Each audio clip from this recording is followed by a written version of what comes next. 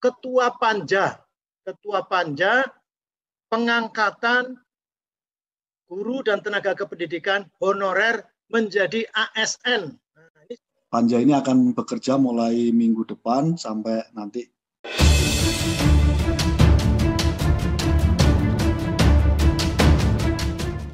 Saya kira pada narasumber saya tidak bisa sebut satu-satu, dari Pak Iwan, Pak Ame, Pak dari Kemendagri dan Pan RB juga, pimpinan dan anggota Komisi 10 yang saya hormati. Saya kira langsung saja satu karena waktunya, tentang honorer. Saya kepingin meluruskan saja. Jadi kalau bicara tentang honorer, jangan diperlakukan sama dengan yang baru, rekrutmen baru dan sebagainya. Sehingga honorer ini kan ada. Kenapa ada honorer? Kan karena ada yang meninggal, ada yang pensiun, ada yang jadi jabat. Kalau di sekolahan jadi kepala sekolah, jadi pengawas, atau jabatan lain dan sebagainya. Untuk mengisi kekosongan itu, kemudian pejabat berwenang, apakah itu kepala sekolah atau mungkin yang sesuai dengan undang-undang atau PP 48, kepala daerah mengangkat honorer. Apakah itu guru atau tenaga kependidikan. Nah, sekian lama mereka sudah menyelesaikan problematika terutama pendidikan. Apakah itu guru maupun tenaga kependidikan. Nah, dengan gaji yang ternyata luar biasa, ada yang digaji cuma 100.000, 200.000, 300.000 dan seterusnya. Dan sudah ada yang berbakti 5 tahun, 10 tahun, 15 tahun, bahkan 20 tahun, 30 tahun. Nah, oleh karenanya, sekali lagi saya kira tentang honorer ini bukan masalah mau direkrut atau tidak, tetapi diselesaikan. Diselesaikan itu kalau sesuai dengan PP 48 berarti mestinya diangkat menjadi PNS. Tapi kan kemudian honorer ada K1, ada K2, kemudian sekarang ada non kategori dan seterusnya. Oleh karenanya, saya kira perlakuan kepada honorer, baik guru maupun tenaga pendidikan di dunia pendidikan, saya kira berbeda diskusinya dengan rekrutmen baru, rekrutmen tenaga baru dan sebagainya. Jadi kepada mereka itu apresiasi. Mau diganti boleh, tapi kemudian ganti apa mereka itu? Diberi apa mereka? Saya kira seperti itu. Ini saya mesti luruskan karena kita mesti belajar lagi. Kenapa muncul PP 48 tahun 2005, kemudian disusul PP 456 tahun 2012 dan seterusnya sampai kemudian keluar Undang-Undang ASN, Undang-Undang Nomor 5 tahun 2014. Sekali lagi, Bapak Ibu yang saya hormati, ini maka sekaligus mungkin pengumuman barusan yang memberikan masukan adalah Ketua Panja pengangkatan guru dan tenaga kependidikan honorer menjadi ASN. Ini sudah kesepakatan Komisi 10 ini. Ketua Panjanya Ibu Agustina Wilujeng Pramestuti. Jadi ini sekali lagi Pak Iwan Sahril mohon perhatian untuk kemudian dikawal bersama, dan bagaimana formatnya monggo dengan Kemenpan RB dan Kemendagri dan seterusnya. Jangan sampai ada lag juga, jangan sampai kemudian bulannya sekian kemudian diusulkan oleh Pemda sekian, tidak bisa, harus sama persis, datanya harus sama. Saya kira begitu, mohon bantuannya untuk penyelesaian, bahkan istilahnya Komisi 10 bukan penyelesaian saja, tapi pengangkatan langsung. Jadi saya mesti menggarisbawahi ini supaya ini nanti mulai kerja langsung sampai itu mereka diangkat, dan jadi perhatian kita bersama. Kemudian yang kedua tentang ini afirmasi kepada dunia pendidikan. Bapak Ibu yang saya hormati, saya mau mengadres kepada Kemendagri. Jadi pendidikan ini adalah urusan yang sudah didesentralisasikan, bahkan perguruan tinggi di pusat masih, dan SMA dan SMK dan pendidikan khusus di provinsi, dan SMP, SD, TK dan pendidikan usia dini di kabupaten kota. Sungguh pun tadi ada diskusi, silakan nanti diskusinya. Hanya begini masalahnya, sudah di state oleh Undang-Undang Dasar juga begitu, Undang-Undang tentang sistem pendidikan nasional juga seperti itu. Jadi 20% anggaran pendidikan kita adalah anggaran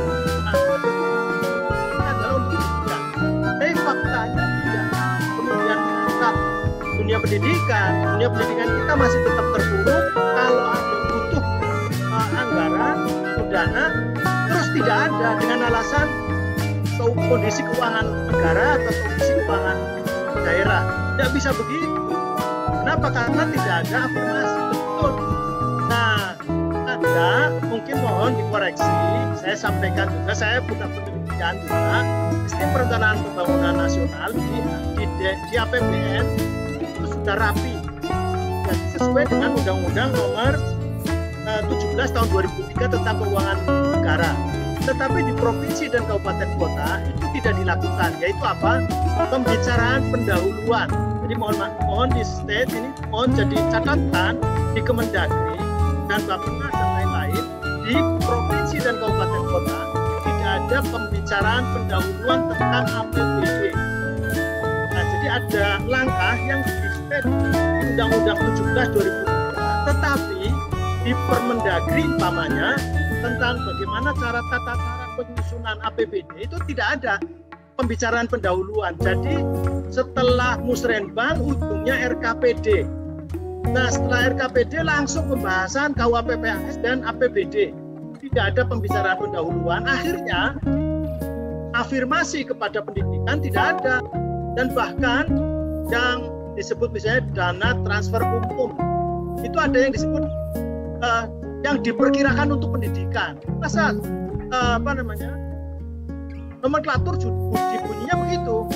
Nomenklatur bunyinya yang diperkirakan untuk pendidikan, dan akhirnya ketika tidak untuk pendidikan, ketika dicek atau diaudit oleh BPK juga tidak ada masalah.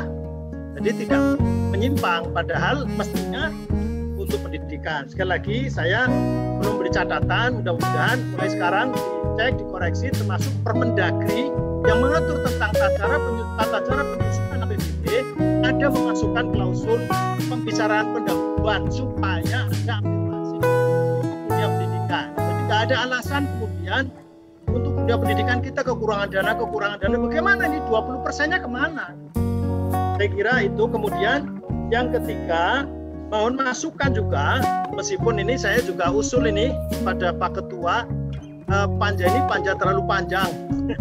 Panja PJP ini panja terlalu panjang, meskipun manfaatnya banyak, tetapi ini nanti kita hanya memberikan pengkritisan yang ini nanti disimpulkan. Kesimpulannya tidak mesti mewakili semuanya.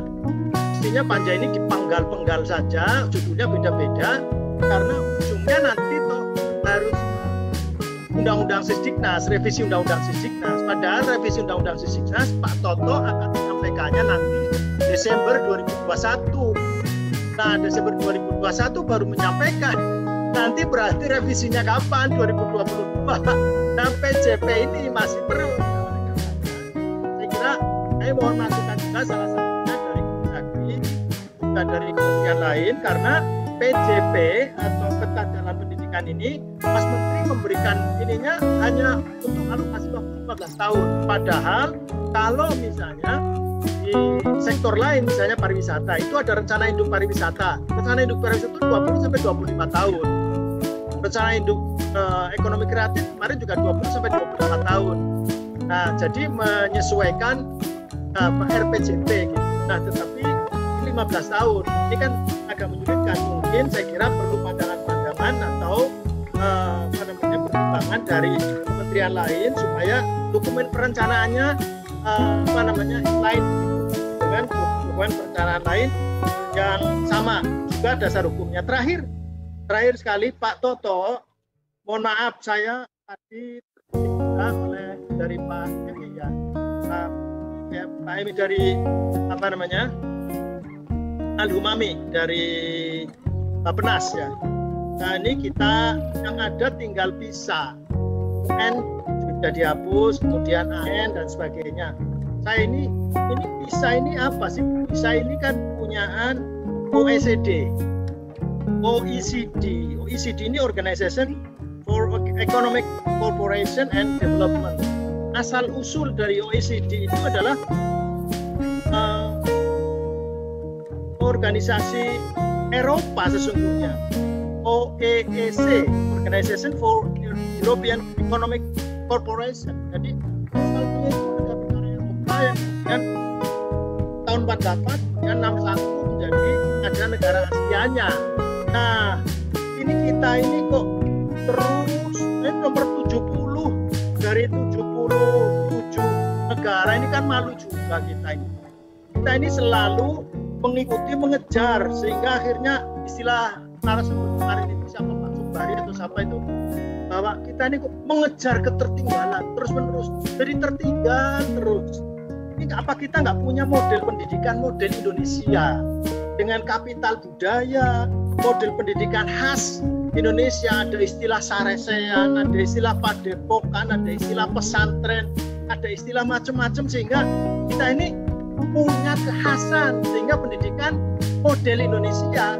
Jadi orang dididik dengan cara, metodologi dan sebagainya yang lahir dari kapital budaya Indonesia. Karena kita ini punya, kalau enggak kita akan terus menggapai ketertinggalan terus, bahkan pernah selesai ketertinggalannya. Sehingga mohon maaf, apakah enggak ada ini kajian-kajian yang ini kita dianggap miskin penggalian terhadap filosofi pendidikan asli Indonesia? Ini apa enggak ada ini, Pak Toto? Mohon maaf, ini karena kita terus dipojokkan oleh para penggawa-penggawa pendidikan dan filsafat itu, dari Triakarya, kemudian juga mantan kepala berita dan seterusnya. Ini kok kita benar juga ya, kita ini kok mengejar ketertinggalan sampai kapan? Kita ini ketertinggalannya terus mau mulai dari mana, kita akan sampai mana? Saya kira begitu, Pak Hetifah. Assalamualaikum warahmatullahi wabarakatuh. Waalaikumsalam, matur suwun juga Pak Fikri. Dan terakhir, mari kita dengarkan masukan ataupun tanggapan dari Ketua Komisi 10 Bapak Saiful Huda. Terima kasih Bu Hetifah, 2 menit Bapak Ibu. Tadi ada beberapa concern saja yang ingin saya sampaikan, Bapak Ibu sekalian yang saya hormati, yang hadir mewakili seluruh instansi. Tepatnya kemarin terkait dengan isu peta jalan kita sektor pengelolaan terhadap guru dan dosen. Tadi disampaikan oleh Pak Fikri, Komisi 10 membuat panja pengangkatan guru honorer menjadi ASN. Panja ini akan bekerja mulai minggu depan sampai nanti tuntas terkait dengan isu ini, kira-kira begitu. Nah, catatan kami yang menjadi concern adalah yang pertama, isu terkait dengan kualitas guru, kesejahteraan, manajemen pengelolaannya, dan seterusnya, sungguh sudah menjadi isu yang panjang dalam dunia pendidikan kita. Kami ingin tidak ada jalan lain, ini harus dituntaskan. Semangatnya begitu kira-kira. Dan kami meyakini ini menjadi concern juga semua pihak, terlebih-lebih teman-teman Kemendikbud. Nah, tentu ini butuh prakarsa yang besar, butuh political will yang kuat dari seluruh pemimpin nasional kita. Tapi saya meyakini kalau ini terus kita sampaikan terus-menerus, kita kampanyekan di berbagai pihak, kita sosialisasikan, saya meyakini akan ada jalan keluar. Salah satu misalnya menyangkut soal seleksi 1 juta, walaupun stakeholder pendidikan termasuk dalam ini guru honorer juga menolak ini, saya merasa ini juga bisa menjadi bagian dari skema menuntaskan terkait dengan isu guru dan dosen ini. Nah, untuk itu semuanya, saya ingin, tadi juga sudah disampaikan juga oleh Pak Amih, mewakili Bappenas, karena perencanaan nasional diampu oleh Bappenas melalui Pak Amih. Saya kira tidak ada salahnya betul-betul terkait dengan isu guru ini dan dosen menjadi prioritas pokok bagi masa depan dunia pendidikan kita ke depan. itu sekali lagi ini butuh lompatan, Pak Syahrir, Pak Koko, Prof Nizam, butuh lompatan betul. Halo. Dan kita memang tidak dalam posisi tunduk terhadap situasi yang hari ini, karena kalau ini dibiarkan terus pasti saya kira tidak akan ada lompatan. Nah, karena itu sekali lagi ini butuh prakarsa yang kuat dari kita semua, prakarsa besar dari kita semua untuk menuntaskan isu pokok besar dunia pendidikan kita menyangkut soal guru ini. Secara filosofis tadi sudah dijelaskan oleh berbagai pihak betapa betul-betul menjadi penyangga utama bagi penyelenggaraan pendidikan kita sebagaimana disampaikan oleh Pak Toto tadi. Karena itu saya menggarisbawahi yang kedua, saya kira sebagaimana dulu isu 20% untuk pendidikan, subtema yang semestinya tuntas dari 20% untuk pendidikan itu sesungguhnya adalah terkait dengan manajemen pengelolaan guru dan dosen sebenarnya. Nah, tapi apalah kata ini semua proses tadi disampaikan oleh Pak Fikri, 20% juga belum sepenuhnya dipakai untuk pendidikan. Saya kira kita berangkat dari situ saja sebenarnya kalau ini jadi komitmen bersama Pak Ami, sangat mungkin sesungguhnya ini bisa kita tuntaskan di kemudian hari. Nah, hal-hal teknis yang lain yang selama ini menjadi diskursus kita, saya kira